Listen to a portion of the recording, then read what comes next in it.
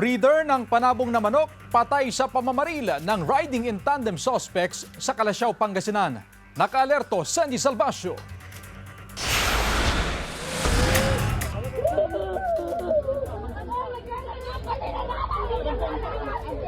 Maririnig ang sigaw at labis na paghihinagpis ng mga tao sa video na ito, nakuha noong Sabado sa Sitio Balani, Barangay Ambunao, Calasiao, Pangasinan.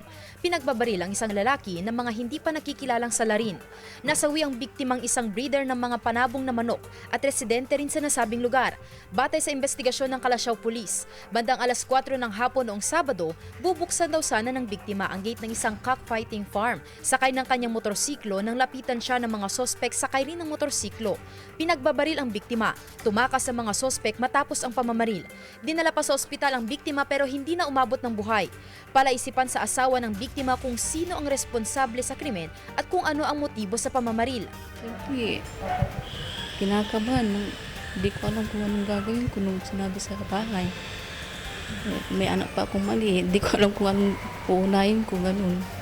Tapos pagdating namin doon, wala nang buhay. Base sa ulat ng pulisya, 5 basyo ng bala ng caliber 45 ang na-recover sa crime scene. Nagsasagawa na rin ang PNP ng backtracking ng CCTV footages habang nagpapatuloy ang kanilang investigasyon. Ang hiling po lang po namin, hustisya po. Yung mahuli po talaga yung gumawa po. Kasi biglaan po eh. Masakit din po sa kanya. May anak po kami, marami po siyang anak eh. Naiwan, lalo may bunso po kami maliit. Sandy Salvacio, One North, Central Luzon.